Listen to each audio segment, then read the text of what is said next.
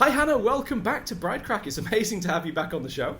Hi, thanks for having me. It's our pleasure. So I think time-wise, this is really fortuitous because you've literally just finished writing a chapter for our new wedding planning books. And I've learned so much inside that chapter. It's amazing. It's so well written. And I think this is the perfect opportunity to actually kind of expand on those ideas and maybe drill into them a little bit more. But before we get started, I'd just like to invite you to introduce yourself to everybody and tell them what you do, just in case they haven't caught any of your previous videos with us. Yeah, that's fine. So I'm Hannah. I work for Hannah Larkin Photography, and I'm a London-based wedding photographer, but I travel across the UK and overseas photographing beautiful weddings. And I've got kind of a natural and relaxed style, and I tend to focus on capturing emotions and telling a story through my photos. Brilliant. One of the stories that you told in your chapter, well, you mentioned it, but I want to dig into it more. Your wedding shoes. My wedding shoes. Where did the inspiration, the idea come from for your wedding shoes, and where did you source them? Okay, so my husband is shorter than me, so I didn't want to have heels, so I was looking for flat wedding shoes, and I just wanted something that would sort of make me smile and maybe make me laugh if I was feeling a bit nervous before I got married. And I found these amazing white flat shoes by Marc Jacobs that have a little mouse face on the front, so they've got sort of sticking out whiskers and ears. And I just thought that's perfect. They were sort of mostly hidden under my dress, but, you know, my guests loved it that occasionally these little mice would peek out. And it definitely made me smile. So, yeah, I sourced them from a boutique in Paris and had them sent over. But, yeah, it was definitely like a nice kind of quietly quirky touch that I had in my wedding. It really caught my attention because another one of our chapter writers is a celebrant. Mm-hmm. And she mentioned about shoes specifically because she's got very large feet, so she struggles with footwear. And she said one of the big stories that she told to help brides was really to really think about your footwear. It's so important. So the story just struck a chord with me, and I thought, oh wow, you know, footwear people, that's the buzz for the rest of this year and next year. It's all about the footwear. You got to think ahead. Yeah, comfort for dancing, but also something to make you smile. Yeah. So, obviously, I think we better rewind right back to the beginning, Hannah, and let's have a look at, share with us a little bit about how you got into photography and how that started, because I think it's very, very interesting when we talk to other wedding suppliers about how, the sort of their genesis and their origin story. Our wedding photographer, amazing guy, loved him to bits. And when I found out the history, the steps that he'd taken to become a wedding photographer, I mean, I was just shocked because he was going to be a professional gamer.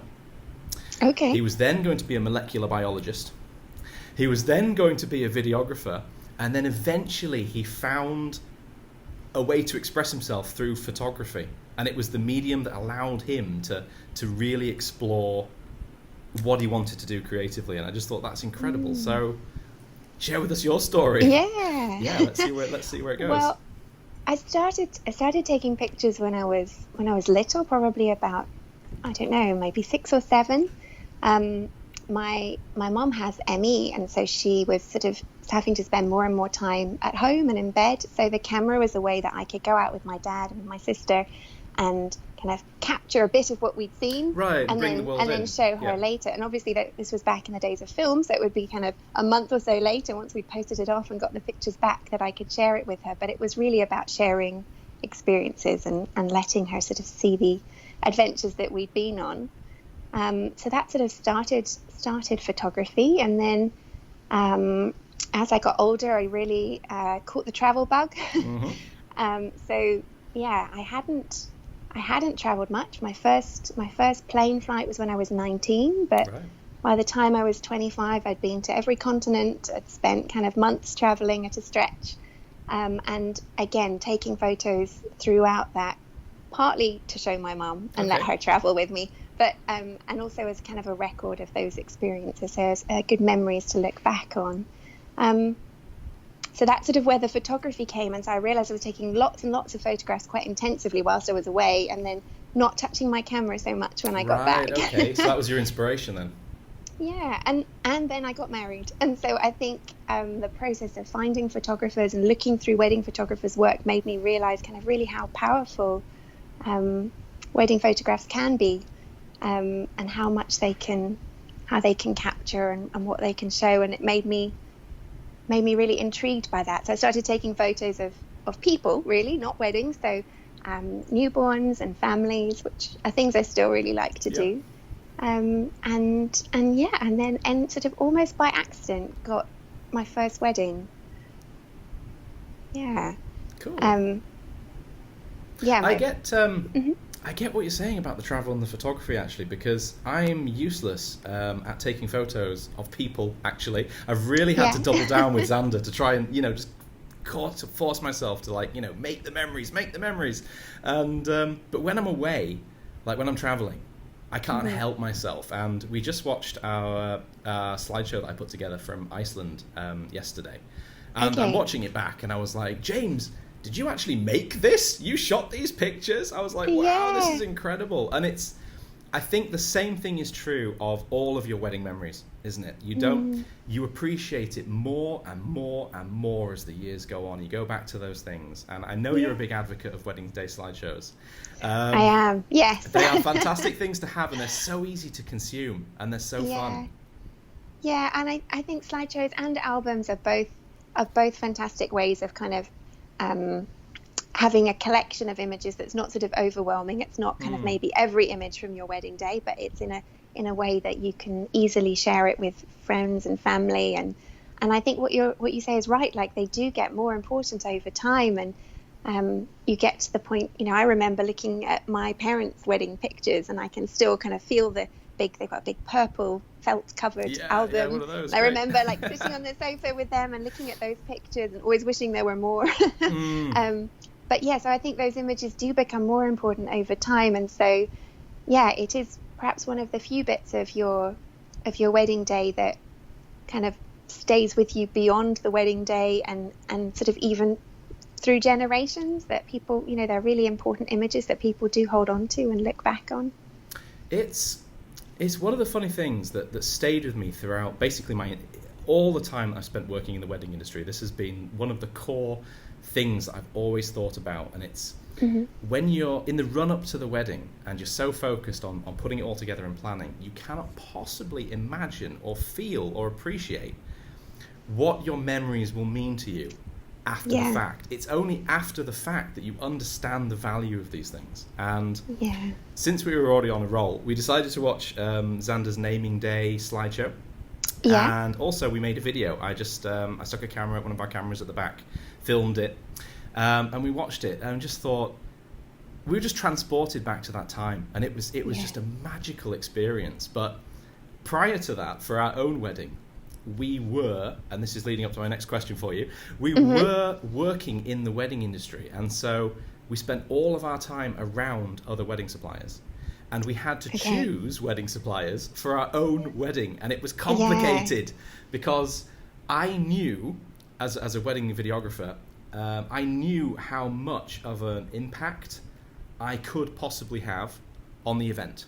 And my presence was obviously a factor.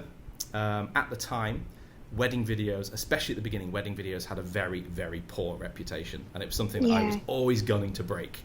I was constantly shrinking the cameras, trying to get smaller, trying to get more discreet, but the average idea was sort of ex-BBC guy, big camera, shoulder-mounted camera. It's not the look that most people go for. And come to sort of our wedding, we were thinking, I know what it means. Do we want our wedding filmed? And the answer was absolutely.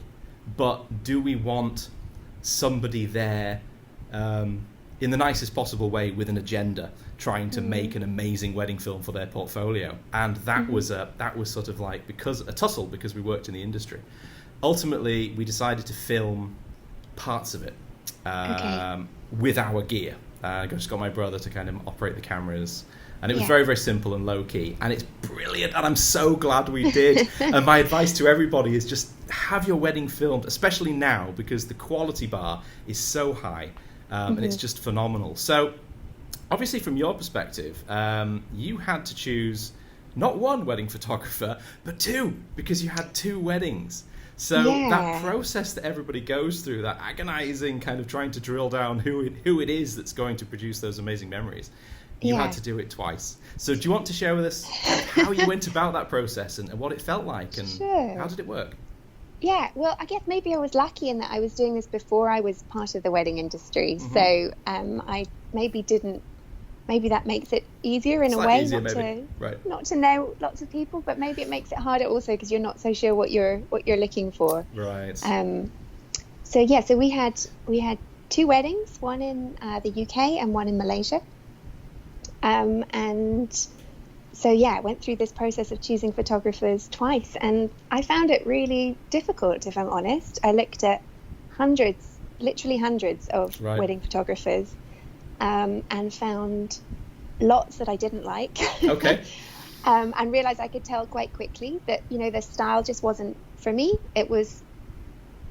I don't think I could have put into words what style it was I was looking for at the start. But when I started looking at images, I could sort of say like, no, I don't like this, I like that. And sort of managed to work out that the style I liked was a more relaxed style. It's quite a light and natural, not very posed, but kind of with some portrait shots still. So that was the kind of style that I found myself being drawn to. And eventually managed to choose our photographers. And in the UK, we had the benefit of being able to meet them and talk to them, which I think is so important. But I was really pleased that for our Malaysian wedding, we were able to FaceTime and chat with our photographer beforehand, so that I just think it's really important. The photographer is going to be with you so much on your wedding day. To me, it would feel quite odd to have that person who's going to be right there be a complete stranger on their wedding morning. So it was really important that I got to meet them and I got to talk to them and explain, what bits were really important about the days, which were a bit different for the two different wedding ceremonies, and what we really wanted, so that on the day we could sort of be like, oh, hi, you're here, that's great, and kind of relax that they knew what it was that we wanted, and that we were confident that the images would be good. So you found that the personal connection with them, as well as the style, was really very important. Really important. A lot more important than I thought at the beginning. I think at the beginning I was like, right, I just need to find pictures I like and that will work.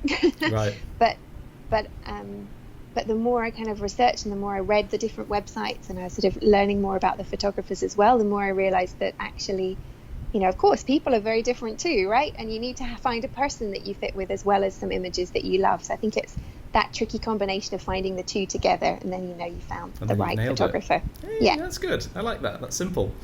Yeah. In my sort of entire experience of filming weddings, right at the bottom was a couple that commissioned us to film their wedding and didn't want us there. And it was the most awkward thing in the universe, because they didn't want their wedding filmed, decided that we were the best people to have around, considering that they didn't want anybody there. Right, okay. But I think they it must have come down from, maybe parents or something. Something came down and they didn't want it, and it was an incredibly, I would say for us, very, very hard work, because we were constantly aware that we weren't a valued presence on the day. But here's the story. We came home and I worked on it, and we worked so hard that day. I mean, we made sure that we did everything as we normally would. We just gave it everything we had. I came home, I edited it, I sent it to them, and I thought, they didn't want it in the first place. Here we go. This is the best that I've got. I've poured my heart and soul into this. And they came back and they were just showers of praise and tears and happiness, and it was such a turnaround. And I thought, wow, that was such a fantastic thing. But at the same time, the best testimonial I ever received was the bride told me that if their house was burning down, the one thing she would grab on the way out is her wedding Oh. video, and I thought, well, that's That's a nailed very it. good That's nailed it. So I testimonial. thought, yeah, that's a pretty good testimonial. So I guess, there's that massive need to connect with your wedding suppliers, isn't there? And I think Yeah. nowadays it's probably a lot easier than it's ever been with our video calling and Yeah. certainly And meeting people in person. I think it does make a real difference to the images as well. So it makes a difference to how you feel. It makes a difference that you feel relaxed, that you feel like you know this person, that you can trust them. But that actually translates into the photography as well, I think, Sure. because you can see that they're more relaxed. It's more natural, you know. I know how I can make them laugh because I know enough about them that I can do that, and then we get real lovely natural emotions captured. I'm glad you pointed that out, actually, because our photographer, let's just say, him and me, we're geeks. Let's just kind of like let's just say that. And we had a fancy dress kind of disco the night before, and Okay. I was struggling because I'm not really a big fancy dress guy. I thought, who could I represent that would class as fancy dress? I thought, I've got to go as somebody from Star Trek. I'm going to go as James T. Kirk, my space dad. So I got Okay. myself like a Star Trek top, and just wore black trousers, like from the original series. And the photographer kind of keyed in on this, and because he understood that genre, we had loads Yeah. of photos taken where we had loads of lens flare and kind of like, sort of Yeah. diffused lighting and stuff. And it's that keying into the understanding between kind of client and supplier. And when you get that match right, like you say, that's when you get those really, really kind of amazing images that Yeah. are totally you. Yes, And, exactly. you love. That reflect you as a couple. That's what's, I think, so important. Not like just a generically good wedding picture. You want Bingo. a wedding photo of the two of you that is about That you really and shows speaks you. and really says, yeah. So there you go. That's probably the third tip then. You've got to get that balance right so that then you get the photography that is absolutely you. Yeah. Cool. So you're also a psychologist, which is very interesting. It's a bit like my sort of molecular biologist. How do you think that sort of helps and adds to your approach to wedding photography? Yeah.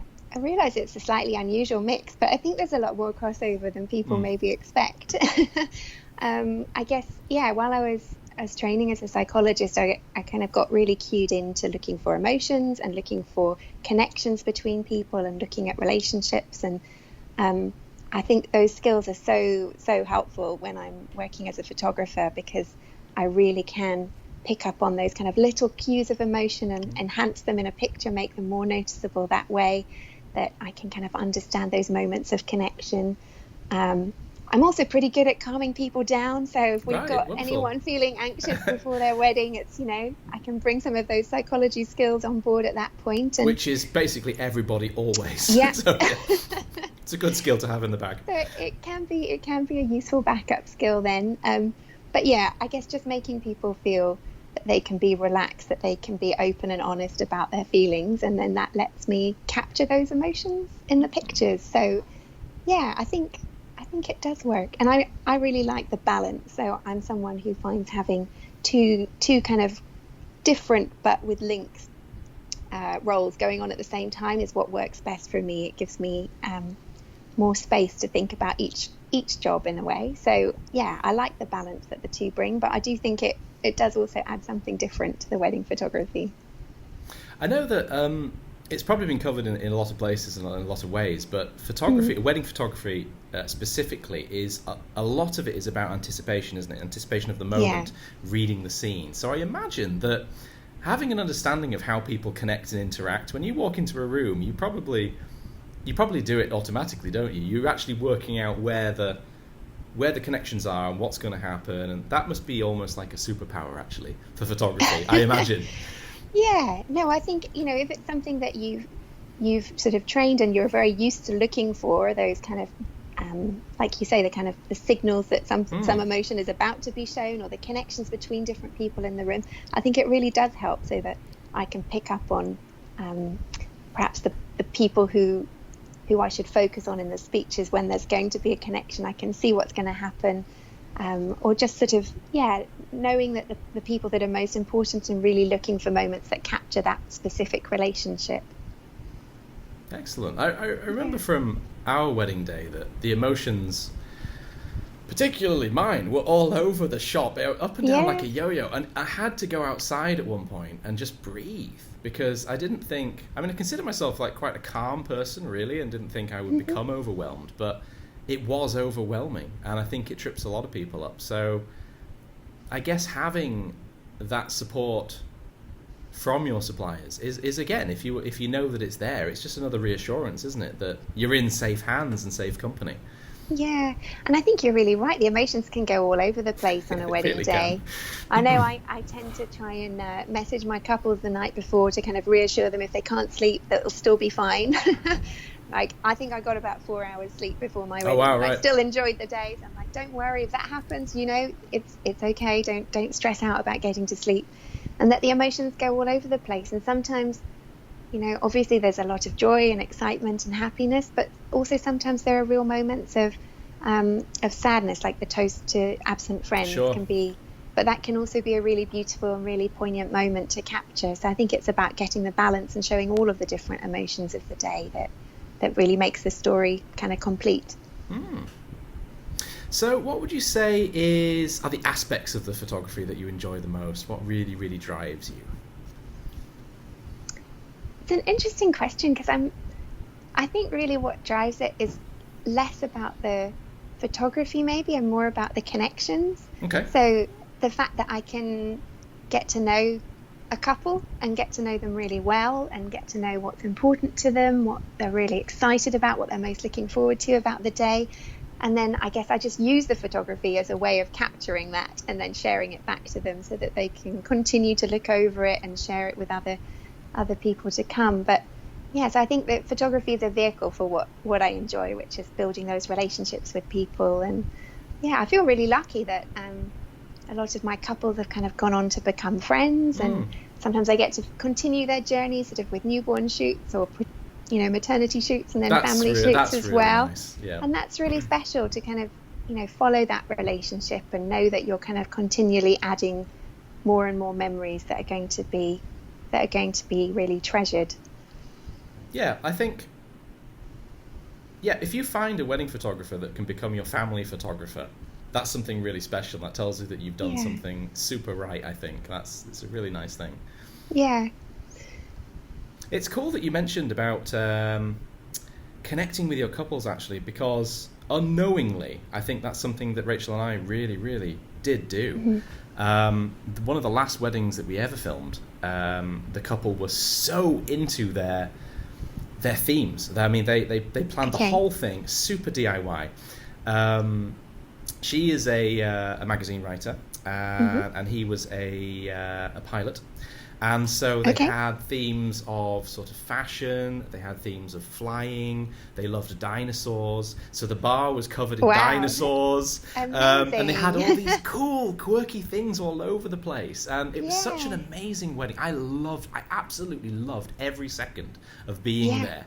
It was such a privilege and a pleasure. And I even got to go the day before and sort of film all the setting up, the teepee going up and stuff. So it was really cool. Okay. And if they're watching this, hey guys. But one of the things I keyed in on was their love of these little details. And I bought off Amazon a tiny little, I think it was either a stegosaurus, it was a triceratops, tiny little triceratops. And I took one of their order of services from the wedding, which had a map of all the things that were going to go on during the day on the back. It was a hand-drawn map. And I incorporated that into the film by having the dinosaur move around the map for the different chapters and stuff. And I loved that. I loved that thing. I like that bit of being able to take what's special to the couple, you know, and layer it into the work. I think that's amazing. So again, maybe that's our fourth tip. Look for somebody that's going to understand you. And if they do know you, they can capture things that, you know, like you say, that's a great idea, having the dinosaur move around the wedding map. But, you know, you had to know them. You do have to know them. That's what they wanted, and to know that's something they'd really appreciate. And it lets you kind of really takes your photography up a level, takes the product up a level by knowing them and being able to tailor it more to their personalities and what you think they'll really appreciate the most. Nice, yeah. So I guess that when you're looking at someone's portfolio, and I'm actually thinking back to the shot you took of the couple outside the fire station. If you look at someone's portfolio, you'll probably see that in their work, won't you? You'll see the individuality in the weddings. Yeah, I guess there's maybe you would see some portfolios where it's essentially it could be the same wedding, but it's lots of different couples, but it's almost the same same photograph thing. Yeah. every time. And maybe what you're looking for is something where it shows a bit more of the personality of the couple, and that shines out of the pictures. Yeah, I like it. That's cool. So what would you say really inspires you then about wedding photography? I mean, I think I'm probably quite like you, James, in that I get really inspired when people put a lot of effort into their wedding. Okay. You like their excitement. Yeah. Yeah, I like their excitement. I like it when they don't just kind of have this checklist of like a wedding must include all of these things and that's how we'll do it. I like it when couples sort of stop and go, right, this is a way for us to celebrate, you know, getting married. What is it that's most important to us? How can we make that part of our wedding? How can we bring that in? And I think, that's when you can, I think they maybe feel more relaxed because their wedding is the way they want it. It feels really right, like it gels with them as a person, the way that they're choosing to celebrate. That's what really excites me, is when I can see their personality in the wedding day. Excellent. Well, Hannah, that's been phenomenal, actually. I can't believe how much ground we've covered in such a short time. But, I mean, those are some killer tips. I would have thought that anybody sort of watching or listening to this would have a very clear idea of how to go online and actually start whittling down the who. And it really is important to get it right. It's not a rush job, is it? It really is something that needs a lot of consideration and a lot of time. It's definitely worth taking your time on it. Brilliant. Well, thanks again, Hannah, for joining me. It's been absolutely awesome to have you. Thanks for having me. It's always a pleasure. Cool. So, we'll hopefully get to speak to you soon, and obviously look out for Hannah's chapter in our wedding planning books. It's a whopper. Great. Cool. Hannah, thanks so much, and I'll speak to you again soon. Take care. Take care. Bye for now.